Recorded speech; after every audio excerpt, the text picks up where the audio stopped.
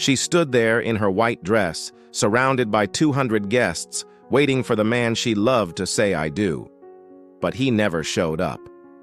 And when her family discovered the truth behind his disappearance, their hearts shattered into a million pieces, because what they found was so devastating, so unexpected, that it changed everything they thought they knew about love, loyalty, and the daughter they raised. Emily had been planning this day for 18 months. Every single detail was perfect. The flowers were white peonies imported from Holland. The venue was a historic mansion overlooking the ocean.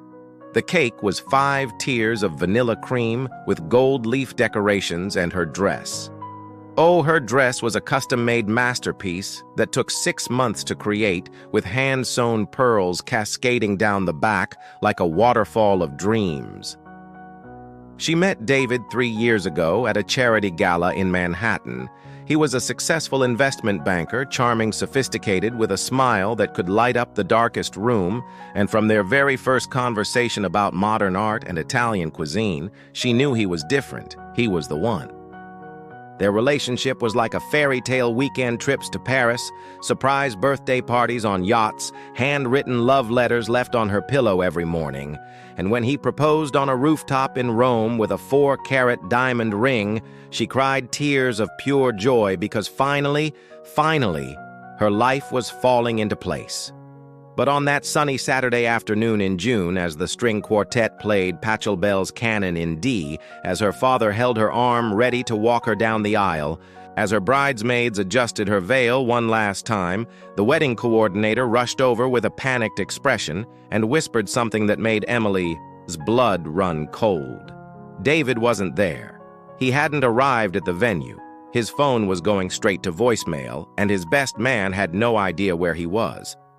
The groomsmen were frantically calling everyone they knew, checking hospitals, police stations, anywhere that might explain his sudden disappearance. Emily stood frozen at the entrance of the ceremony space, her bouquet trembling in her hands. 200 guests were seated and waiting, whispering among themselves, checking their watches, wondering what could possibly be causing the delay. And her mother rushed over, mascara already running down her face, asking what they should do. Should they wait? Should they cancel? Should they make an announcement? They decided to wait 30 minutes, then 45, then an hour. And with each passing minute, Emily felt her dream crumbling around her.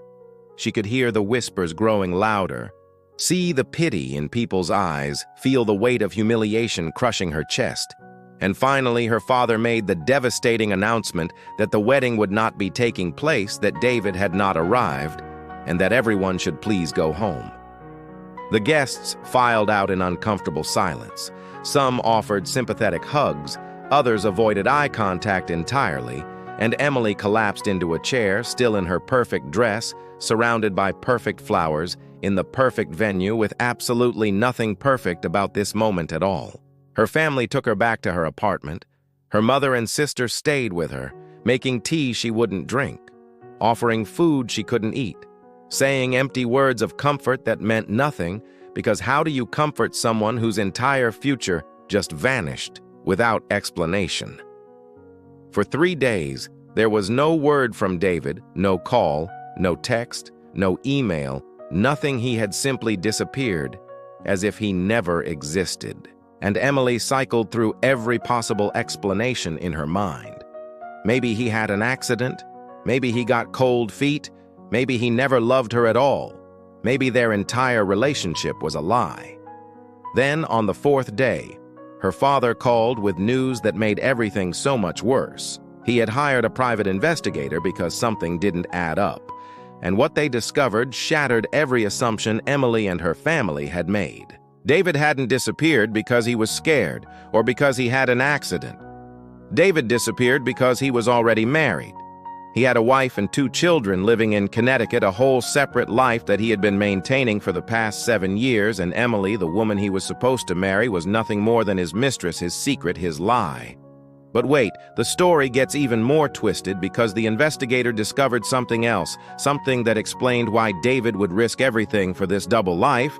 Emily's father was the CEO of a major pharmaceutical company, and David had been using his relationship with Emily to gain insider information about upcoming drug approvals and mergers he was involved in, an illegal insider trading scheme worth millions of dollars.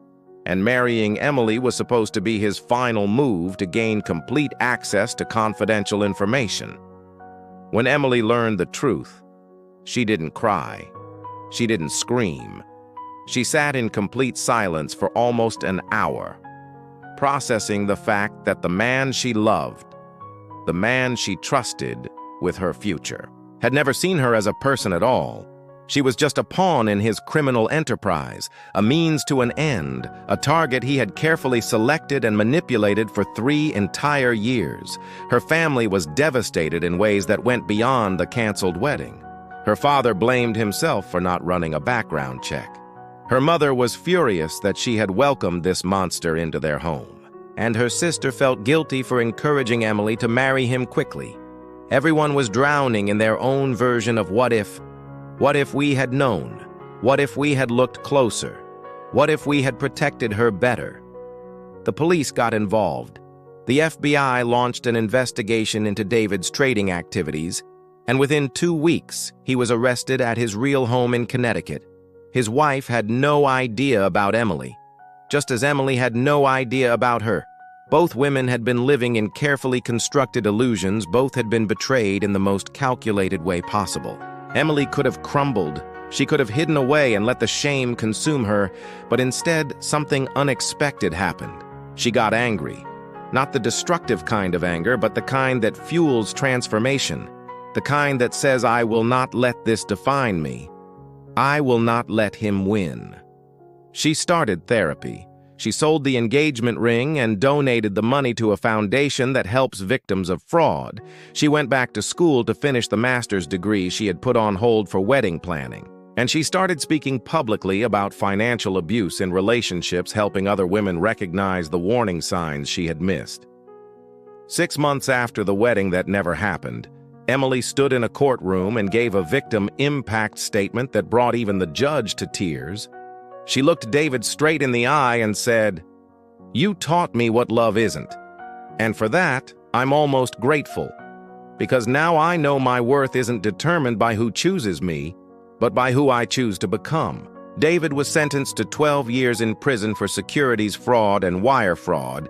His wife divorced him, his children refused to speak to him, and he lost everything he had stolen and everything he had built on lies. Emily's family watched her transform from a broken bride into a powerful advocate. Her father said she was the strongest person he had ever known. Her mother said she was proud beyond words. And her sister said she was an inspiration. And slowly, the devastation that had torn their family apart became the foundation for something unbreakable. 2 years later, Emily met someone new. A kind man who worked as a teacher, who drove an old car and lived in a modest apartment, who had nothing to offer except honesty, respect, and genuine love. And when he proposed with a simple silver band, she said yes, not because the ring was expensive or because the moment was perfect, but because she finally understood what real love looks like. They got married in a small ceremony with only close family. No imported flowers, no 5-tier cake, no mansion overlooking the ocean, just 2 people who saw each other clearly and chose each other anyway. And as Emily walked down the aisle for the second time, she realized that being abandoned at the altar was the best thing that ever happened to her, because it led her to abandon the version of herself that measured worth by external validation and discover the version that knew her value came from within. Her family was there, no longer devastated but joyful, celebrating not just a wedding, but a resurrection. The rebirth of a woman who refused to let betrayal define her story. And in that moment, surrounded by genuine love and hard-won wisdom, Emily understood that sometimes the worst thing that happens to you is actually the universe protecting you from something even worse, saving you from a lifetime of deception disguised as devotion. If this story moved you, hit that like button right now. Subscribe to this channel for more incredible true stories of resilience and transformation, and share this video with someone who needs to hear that no matter how devastating the fall, you absolutely have the power to rise again, stronger than ever before.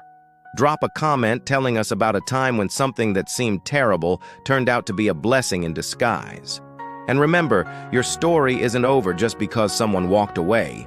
Sometimes they're just making room for something better to walk in.